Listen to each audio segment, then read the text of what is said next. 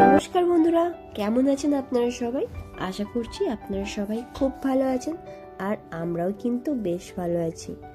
তো ঘড়িতে এখন কটা বাজে বলুন তো? এখন ঘড়িতে বাজে ঠিক 6:45 মতন। চলুন এখন থেকেই আপনাদের সাথে নিয়ে আমি আমার ব্লগটা শুরু করছি। কালকে রাতে কিছু ছোলা ভিজিয়েছিলাম, ছোলা আর বাদাম ভিজিয়েছিলাম সকালে খাওয়ার জন্য।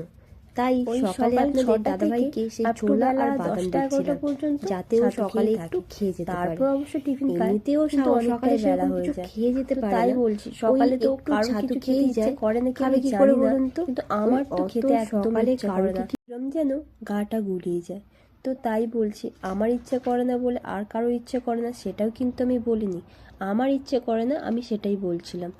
যাকে এইদিকে ছাদে এসে দেখি আজকে কিন্তু খুব সুন্দর ওয়েদার, আর আজকে কিন্তু বেশ ভালোই রোদ উঠেছে। তো তার জন্য আগের দিনের যে জামা কাপড়গুলো কেচেছিলাম না, সেগুলো তো সবকটা শুকোয়নি, মানে কিছু কিছু জিনিস জামা কাপড়গুলো ভিজে আছে। তো যে জামা কাপড়গুলো ভেজা ছিল সেগুলো আমি এক এক করে বের করে দিয়েছি, ছাদে শুকোতে দিয়ে দিয়েছি। আর এইদিকে যে টবগুলো আমি সরিয়ে রেখেছিলাম সেগুলো এক এক করে বের করে দিচ্ছি।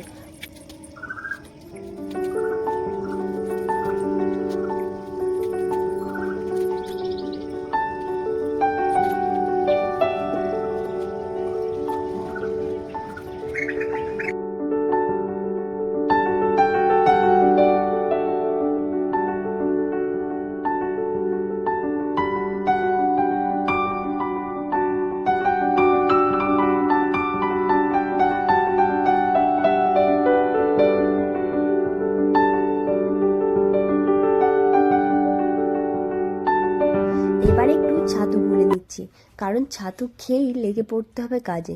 সকালে বলতে পারেন এটা আমার এনার্জি ড্রিঙ্ক। জানি অনেকের হয়তো সকলের এনার্জি ড্রিঙ্ক চা হয়, কিন্তু আমার আবার চাটা অতটা ভালো লাগে না। এখন বলে নয়, বরাবরের জন্য। তবে হ্যাঁ, একদমই খাই না সেটা আবার নয়, মাঝে মধ্যেই খাই যদি চায়ের সাথে টা হয়, মানে চায়ের সাথে কিছু স্ন্যাক্স থাকে। তবে শুনেছি চা খেলে নাকি আরও বেশি এনার্জি পাওয়া যায়। তাই ভাবছি এবার থেকে আমিও সকালে চা খাওয়ার অভ্যাসটা করব। আর এদিকে কিন্তু আমি রান্নার সমস্ত সবজি কেটে নিয়েছি। আজকে ভেবেছি সব রকম সবজি দিয়ে একটা পাতলা ঝোল করব, বড়ি দিয়ে নিরামিষই ঝোলটা করব।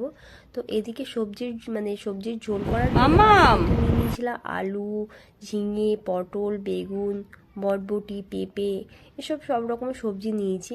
আর রান্না করার আগে ভাবলাম যে যাই মামামকে একটু দেখে আসি, মামাম উঠে পড়েছে নাকি। তো এসে দেখি এখনও মামাম ওঠেনি, ঘুমোচ্ছে। আর এখন তো ঘড়িতে বাজে 8:35 মতন।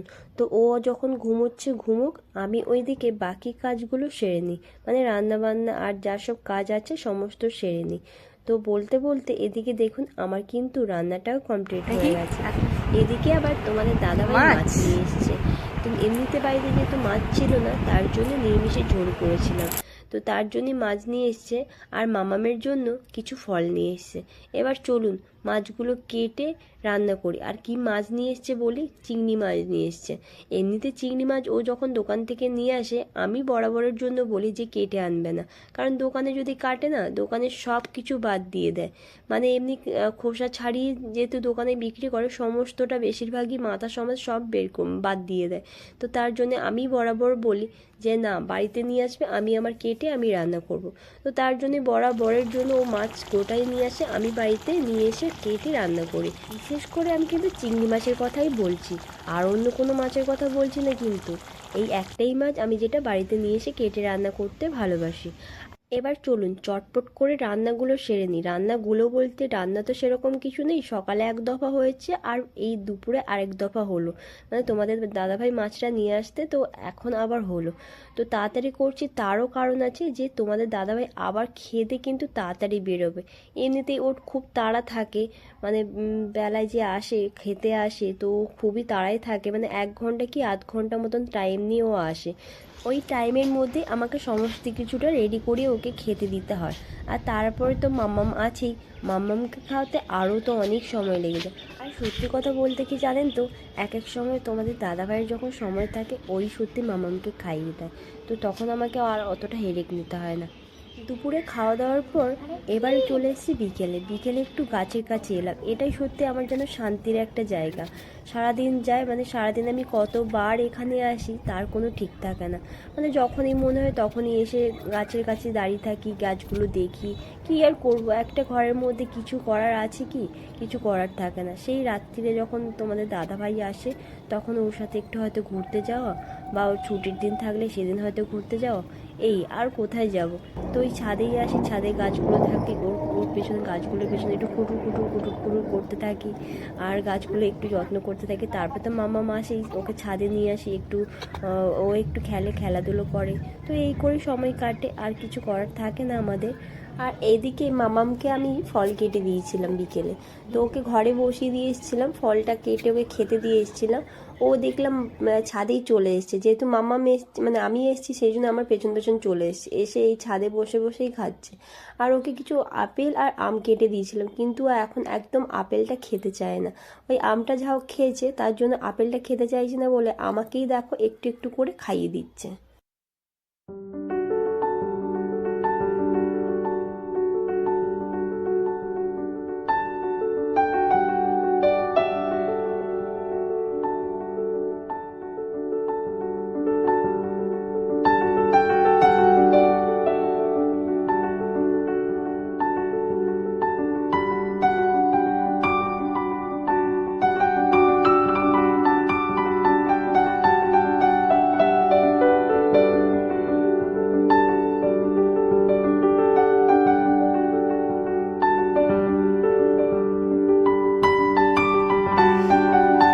চলে এসেছি একেবারে সন্ধেবেলা, সন্ধে ঠিক নয়, ওই রাত্রি 9টা মতন বাজে এরকম, 9টা সাড়ে 9টা হবে।